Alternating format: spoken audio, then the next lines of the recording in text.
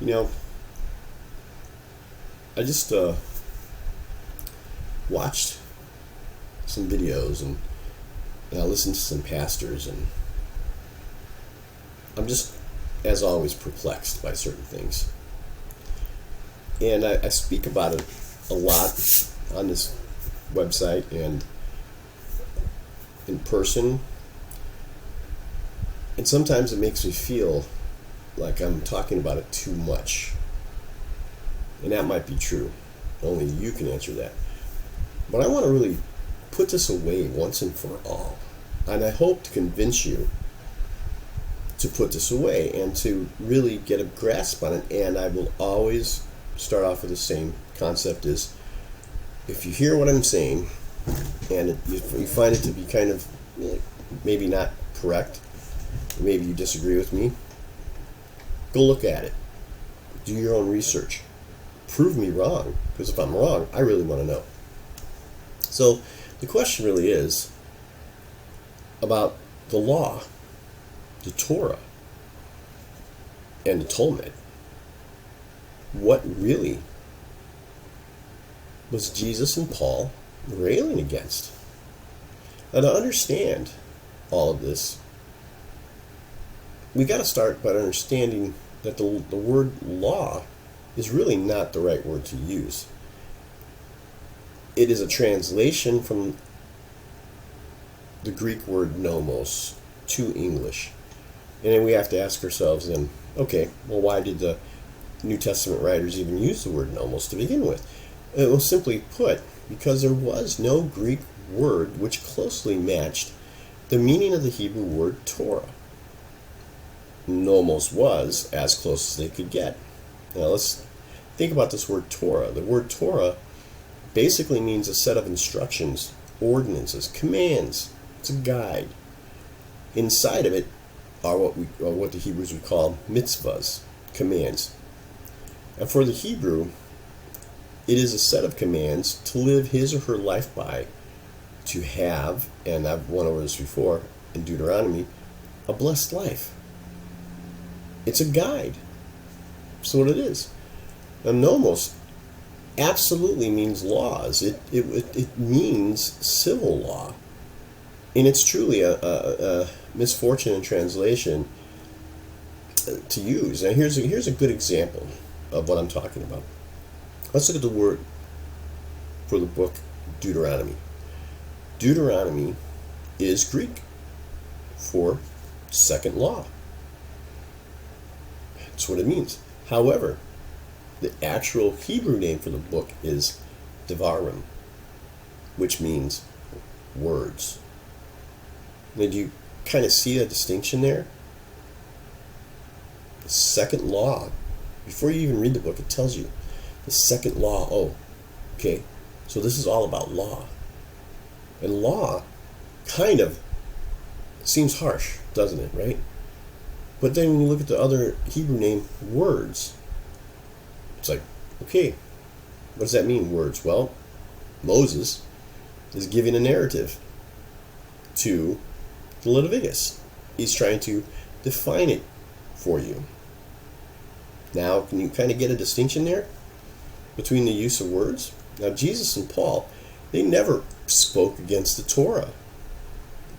They never spoke against God's mitzvahs, save to talk about maybe why you're obeying those mitzvahs, those commands. Are you obeying it out of faith, or are you obeying it out of something else? Because it's really only good if you're obeying them out of faith. They spoke against man-made nomos, man-made laws, created by rabbis over hundreds and hundreds of years, reinforced by Pharisees and Sadducees. Now let's kind of do some comparison here. Let's look at the Torah and find just something that we can pin it all on. And so let's look at the Sabbath. Sabbath is generally one of my favorite laws that we always break. And let's see what's in there.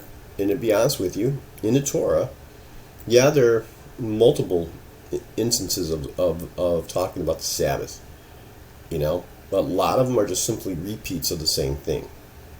when you look at them all, you can only find 4 commands, basically. Rest, do no work on the Sabbath. That one we all understand. It states clearly, don't light fires, which could imply no cooking. I don't know if that means, hey, look, I can make a cold sandwich. I have no idea. And 3, no plowing, even if it's time to harvest or plow. Just on that day, just don't do it. And last, number 4, stay where you are. And this is another one of those things. What does that mean, stay where you are? Does it mean stay in your house? Does it mean stay around your house? Does it mean stay within your neighborhood, stay within your town? There's no real super clarification on it. Now, let's go outside the Torah. And let's look at this other thing called the Talmud. This is completely man-made codex of over 1,000 man-made laws and traditions.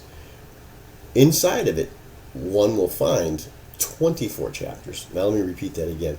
24 chapters in the Talmud dealing with the Sabbath.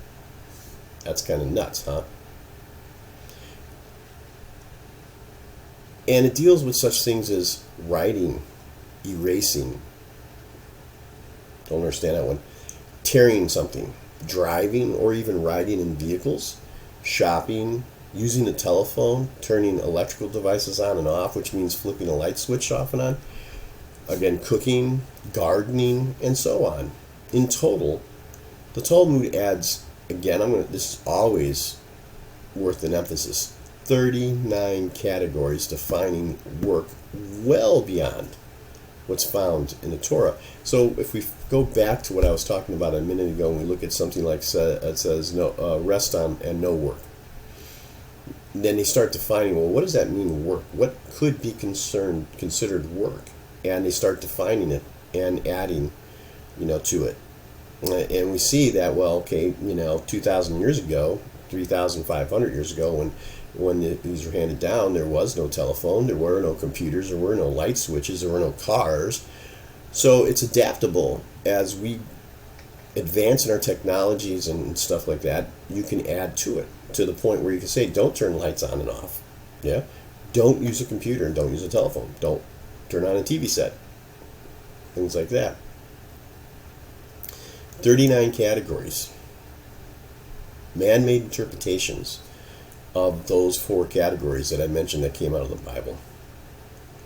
Now this is but one example of how overzealous people can make interpretations and add greatly, not only to the Torah, but to the Bible in whole, right? These are all man-made laws and traditions that both Jesus and Paul railed against. What they never did is they never railed against the Torah or God's commands. And as we get to the end of this, you have to ask yourself, why would God create the Torah with these rules and regulations that he says, if you will follow them, you will live a blessed life? And there's a whole list of good things that will happen. Why would he get rid of that? And then on top of that, in Jeremiah, in the prophecy of Jeremiah, he says that he will make a new covenant with the house of Israel and Judah, and this new covenant will be writing the Torah, the mitzvahs, on the hearts and in the minds of people. And this is reiterated in Paul when he is asked about Gentiles, and he says that the law is written in their hearts and their minds. How can these laws be exempt if they're written in our hearts and on our minds? And how can it be so if Jesus himself says, if you love me, you will obey me? Now, Jesus is God. We cannot just simply separate him from the Old Testament and say, well, Jesus is changing everything, because what laws did Jesus kind of come to?